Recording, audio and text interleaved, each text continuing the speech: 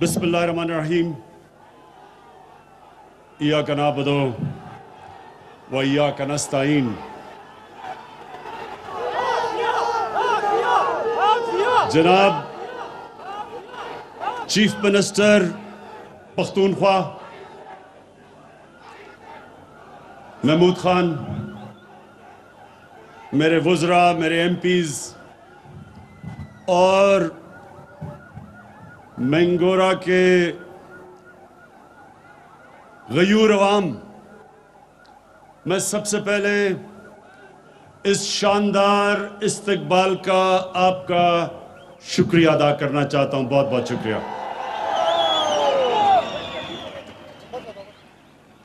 میں محمود خان کو آج خاص مبارک دینا چاہتا ہوں دو چیزوں کی. ایک کہ جو آج صبح مجھے انہوں نے گبین جبہ کا دورہ کروایا، جو ایک نئی ٹورزم کے لیے جگہ بنا رہے ہیں. محمود خان، میں آپ کو اس لیے مبارک دینا چاہتا ہوں کہ انشاءاللہ سوات بالکل بدلنے والا ہے. ایک ایکسپریس وے کی وجہ سے، موٹر وے کی وجہ سے، اور دوسرے یہ جو ٹورزم کے علاقے آپ کھول رہے ہیں یہاں، اور میں اللہ سے دعا کرتا ہوں انشاءاللہ اس قسم کی خوشحالی آ رہی ہے جو کبھی پہلے سوات میں نہیں آئی. ٹورزم، میرے نوجوانوں ایک بات سن لیں کہ ٹورزم ایک ایسا شعبہ ہے جس میں اتنا زیادہ پوٹینشل ہے، یعنی وہ اتنا تیزی سے بڑھ سکتا ہے. کوئی ایسی چیز اتنے تھوڑے وقت پہ اتنی زیادہ خوشحالی نہیں پاکستان میں لا سکتی جو ٹورزم ہے. اور ٹورزم کے لیے اب جو پختونخوا کی حکومت نے جو مجھے نئی جگہیں بتائی ہیں، تو ایک تو پختونخوا اور سوات کے لیے بہت اچھا ہے، لیکن دوسرا پاکستان کے لیے اچھا ہے کہ باہر سے پیسہ آئے گا. ٹورزم جتنی بڑھتی جائے گی، ڈالر بڑھتے جائیں گے، ملک میں خوشحالی آتی جائے گی. تو ایک تو پہلی یہ محمود خان ٹورزم کی مبارک. دوسری چیز جو آپ نے پہلا صوبہ پاکستان میں جو آپ نے فیصلہ کیا کہ آپ نے اپنے سارے شہریوں کو ہیلتھ کارڈ دینا ہے، یہ محمود خان آپ نے اللہ کا کام کیا ہے. اللہ آپ سے خوش ہوگا.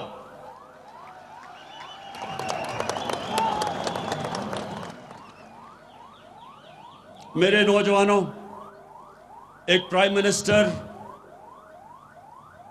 اپنی عوام کا باپ کی طرح ہوتا ہے، اور باپ اپنے بچوں کی تربیت کرتا ہے. تو میں آپ سب کو آج ایک چیز بتانا چاہتا ہوں کہ جب آپ نماز پڑھتے ہیں تو آپ اللہ سے ایک چیز مانگتے ہیں کہ اللہ مجھے ان کے راستے پہ لگا جن کو تو نے نعمتیں بخشی، ان کے نہیں جو غلط راستے پہ چلے گئے. نوجوانوں میری بات سن لیں، سارا وقت آپ کی زندگی میں آپ کے سامنے دو راستے آئیں گے. ایک راستہ آپ کی عظمت کا راستہ جس کو اللہ نے نعمتیں بخشی، اور دوسرا آپ کی تباہی کا راستہ. جو اللہ نے سب سے زیادہ نعمتیں بخشی وہ کون سا انسان تھا؟ وہ آپ کے نبی صلی اللہ علیہ وسلم تھے، اللہ کے حبیب تھے. اور اللہ نے آپ کو قرآن میں کہا ہے کہ ان کے راستے پہ چلو، ان کی سنت پہ چلو. اللہ کا حکم ہے کہ ان کی سنت پہ چلو. تو ان کی سنت، ایک تو ان کا کردار تھا، دنیا کے سب سے عظیم لیڈر تھے وہ. نہ کبھی ایسا لیڈر آ سکتا ہے، نہ کبھی آئے گا، نہ کبھی ایسا عظیم انسان آ سکتا ہے؟ نہ آئے گا، نہ پہلے کبھی آیا ہے۔ اور دوسری ان کی سنت مدینہ کی ریاست تھی، اور مدینہ کی ریاست میں دو چیزیں تھیں۔ سب سے پہلے انسانیت کا نظام تھا، اور دوسرا قانون کی بالادستی تھی، قانون کے سامنے سب ایک برابر تھے۔ اور وہ مدینہ کی ریاست کی وجہ سے، اس ماڈل سے مسلمانوں نے کئی صدیوں تک دنیا کی امامت کی۔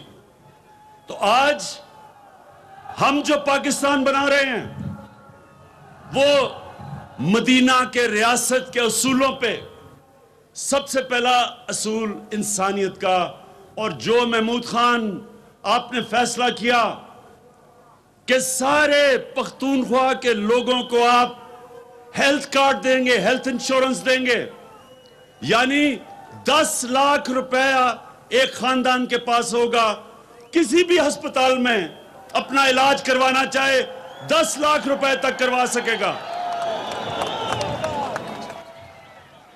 یہ اتنی بڑی نعمت ہے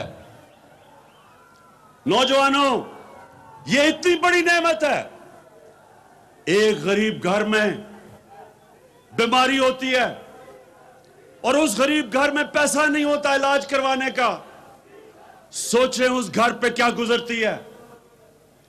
وہ بیچارے قرضے لیتے ہیں، گھر مقروض ہو جاتا ہے، اپنے قریبی بچوں کو، ماں باپ کی علاج کرواتے کرواتے گھر قرضوں میں چل جاتا ہے۔ اس لیے اتنی بڑی نعمت کہ ایک گھر میں اطمینان ہوگا کہ اگر کوئی بیمار، میرا باپ بیمار ہو، ماں ہو، میرے بچے ہوں، میرے پاس ہیلتھ کارڈ ہوگا، کسی بھی ہسپتال میں، گورنمنٹ کا ہسپتال یا پرائیویٹ ہسپتال، کسی بھی ہسپتال میں جا کے میں علاج کروا سکوں گا۔ مبارک دیتا ہوں میں آپ کو، محمود خان اور پختونخوا کے لوگوں کو۔ اور اس کے ساتھ ساتھ انشاءاللہ جو اور ہم چیزیں کر رہے ہیں، جو نیا پاکستان ہاؤسنگ، یہ پہلی دفعہ پاکستان میں ہوگا کہ گورنمنٹ ایسے گھر بنائے گی کہ غریب آدمی قسطوں میں گھر خرید سکتا ہے، جو وہ کرایہ دیتا ہے اس کرائے کی جگہ وہ قسطیں دے گا اور اس کا اپنا گھر ہو جائے گا۔ سب سے زیادہ ضرورت ایک انسان کو اپنے گھر کی ہوتی ہے، اپنی چھت کی ہوتی ہے، اور عام آدمی کے پاس نہیں ہوتا کہ اپنا گھر بنا سکے۔ اس لیے یہ جو دوسری چیز ہم کرنے جا رہے ہیں، یہ بھی انشاءاللہ پاکستان میں پہلی دفعہ ہوگی۔ دیر ہمیں اس لیے لگی کہ جو قانون تھا، ایک فور کلوجر لا قانون تھا، وہ عدالتوں میں 2 سال سے تھا۔ اللہ کا شکر ہے کہ وہ قانون، وہ عدالتوں سے فیصلہ ہو گیا ہے، اور اب انشاءاللہ ہم وہ نکل جائیں گے اس سفر پہ کہ ہمارے لوگوں کو، جو غریب لوگ ہیں، جو تنخواہ دار ہیں، جو مزدور ہیں، ان کو موقع ملے گا اپنا گھر لینے کے لیے۔ اور تیسری چیز کہ پاکستان میں ہم ایک تعلیمی نظام لے کے آ رہے ہیں، یہ ہماری 73 سال کی تاریخ میں پہلی دفعہ ہوگا۔ طبقاتی نظام، انگلش میڈیم امیر کے لیے، اردو میڈیم اور پھر دینی مدرسے، انشاءاللہ جو ایک تعلیم کا نظام لے کے آ رہے ہیں، یہ پہلی دفعہ پاکستان کی تاریخ میں ہوگا۔ موقع ملے گا غریب گھرانوں سے بچوں کو اوپر آنے کا، وہ بھی اوپر آ سکتے ہیں، وہ بھی پروفیسر بن سکتے ہیں، ٹیچر بن سکتے ہیں، ڈاکٹر بن سکتے ہیں۔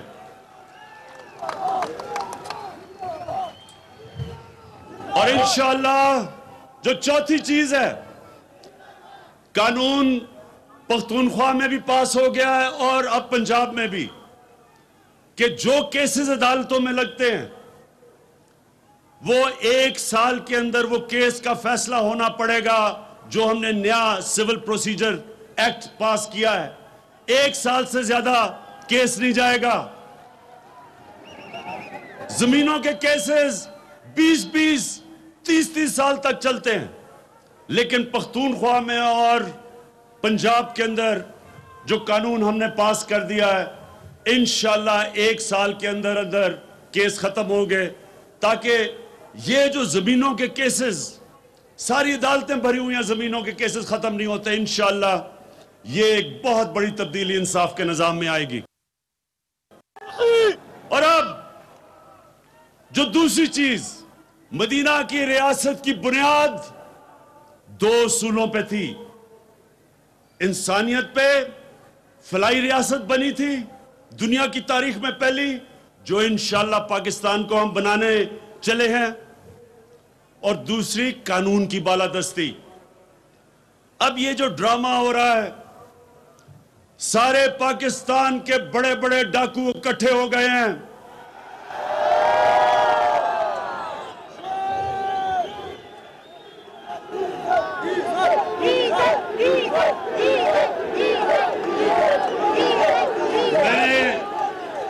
میں نے سارے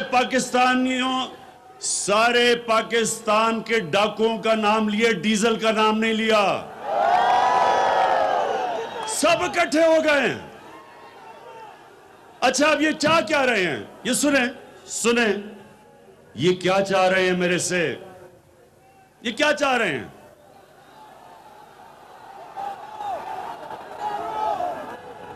اب یہ ایسے ہے، نوجوانوں سنو، یہ ایسے ہے کہ آپ کے گھر پہ کوئی ڈاکہ مارتا ہے، ساری چیزیں چوری کر کے لے جاتا ہے، گھر بچارے لوگوں کو قرضے لینے پڑتے ہیں، کھانے پینے کے لیے قرضے، بچوں کو سکول بھیجنے کے لیے قرضے، ہسپتالوں کے لیے علاج کے لیے قرضے،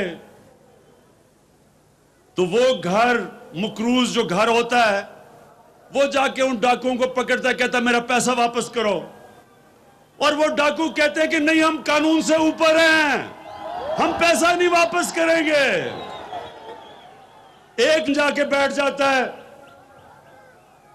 بڑی ایکٹنگ کرتا ہے کہ بڑا بیمار ہے، ہم سب کو ترس آ جاتا ہے اس کے اوپر، بیچاری عورتیں اس کی شکل دیکھ کے رونا شروع ہو جاتی ہیں، عدالتوں کو بھی ترس آ جاتا ہے کہ عمران خان اس کو باہر جانے دو۔ میں نے ویسے عدالتوں کو کہا، میں نے کہا کم از کم پیسے تو رکھ لو، 7 ارب رکھ لو، باہر جانے دے، کیونکہ یہ پیسے کا تو پجاری ہے، پیسے کی تو پوجا کرتا ہے یہ۔ بہرحال وہ باہر چلا گیا، پہلے تو کوشش کی اس نے کہ کسی طرح این آر او مل جائے گا، بڑی کوشش کی اس نے، اس کی بیٹی بھی یہاں چپ، وہ بھی چپ، پوری کوشش کی این آر او مل جائے گا، لیکن وہ یہ جانتا ہے کہ Imran Khan N R O نہیں دینے لگا۔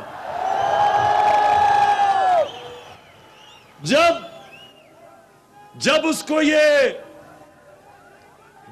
کو یہ علم ہو گیا کہ اب جو مرضی بلیک میل کرے Imran Khan N R O نہیں دے گا، اس نے جو اب گیم شروع کی ہے باہر بیٹھ کے، میرے پاکستانیوں یہ سن لو، یہ جو اس نے گیم شروع کی ہے کہ پاکستانی فوج کو اٹیک کر رہا ہے، پاکستانی عدلیہ کو بھی اور فوج کو کیا کہہ رہا ہے کہ اپنا آرمی چیف اور ISI چیف کو بدلو، یعنی کہ فوج کو کہہ رہا ہے کہ بغاوت کرو، اپنا پیسہ بچانے کے لیے لندن میں بیٹھ کے فوج کو کہہ رہا ہے کہ بغاوت کرو آرمی چیف کے خلاف۔ اس سے زیادہ بڑا ملک کا دشمن کون ہو سکتا ہے؟ یہاں اس کی بیٹی، وہ بھی وہی بات کر رہی ہے، لیکن اس کے بیٹے یہاں آ کے نہیں کر رہے، کیونکہ اگر بیٹے کرتے تو وہ جیلوں میں ہونا تھا۔ بیٹی اس لیے کہ یہاں ہم عورتوں کا احترام کرتے ہیں، ہمارے ملک میں عورتوں کا احترام ہے، اس کا فائدہ اٹھاتے ہوئے وہ زبان استعمال کر رہی ہے ایک اس فوج کے خلاف جو ہر روز اپنی قربانیاں دے رہی ہے اس ملک کے لیے، جدھر ایک انتہا پسند، ایک ہمارا مخالف ہندوستان میں جو پرائم منسٹر، ایک انتہا پسند جو اسلام سے بھی مسلمانوں سے نفرت کرتا ہے، جو کشمیر میں ظلم کر رہا ہے، جن کا سیکیورٹی ایڈوائزر دھمکیاں دے رہا ہے پاکستان کو، جو دہشت گردی کر رہے ہیں پاکستان میں، اس وقت اپنی فوج کے خلاف جو زبان استعمال کر رہی ہے، میں آپ کو یقین دلاتا ہوں کہ کوئی اور ملک ہوتا آج اس کو جیل میں ڈالتے، لیکن یہاں عورتوں کا ہم احترام کرتے ہیں، اس لیے وہ اس کو اجازت ہے کہ کھل کے بات کرے، لیکن وہ نواز شریف گیدڑوں کی طرح باہر بیٹھ کے بول رہا ہے، بیٹے بھی باہر بھاگے ہوئے ہیں پیسہ چوری کر کے۔ میں اپنی قوم کو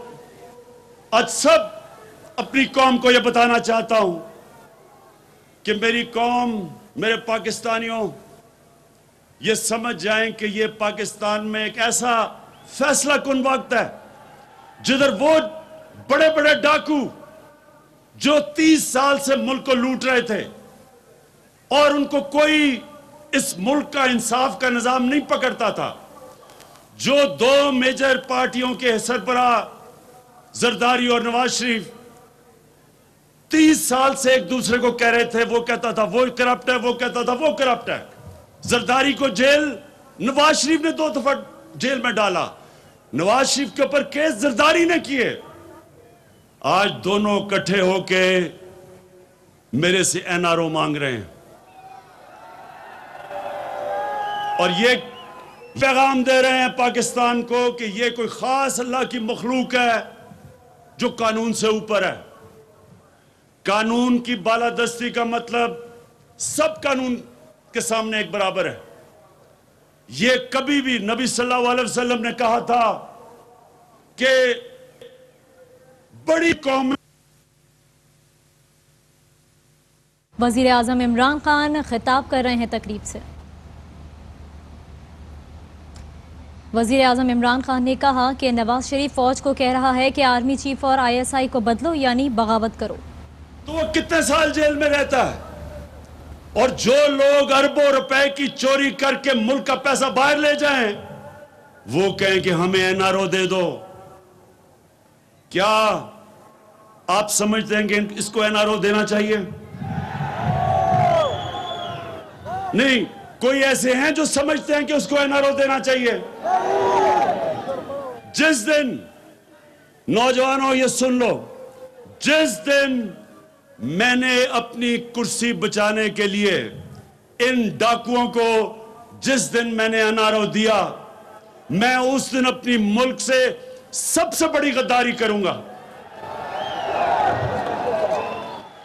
جنرل مشرف نے اس ملک کو، ان دونوں کو، شریف کو اور زرداری کو NRO دے کے سب سے بڑا ظلم کیا پاکستان سے، کیونکہ جب وہ NRO دیا گیا اس کے بعد ان دونوں نے 10 سالوں میں پاکستان کا قرضہ 4 گنا زیادہ بڑھایا۔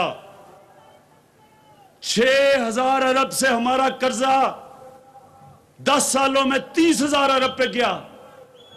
60 سال میں ہمارا قرضہ 6,000 ارب تھا، اس NRO کی وجہ سے ہمارا قرضہ 30,000 ارب پہ گیا، جو آج ہمیں بوجھ اٹھانا پڑ رہا ہے ان کی چوری کا۔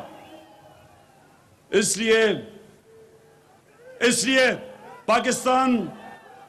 پاکستان کے لوگوں، یہ سمجھ جاؤ کہ یہ ملک ترقی تب کرے گا جب اس ملک میں قانون کی بالادستی ہوگی اور پاکستان ایک فلاحی ریاست بنے گا، جو قائد اعظم اور علامہ اقبال کا خواب تھا۔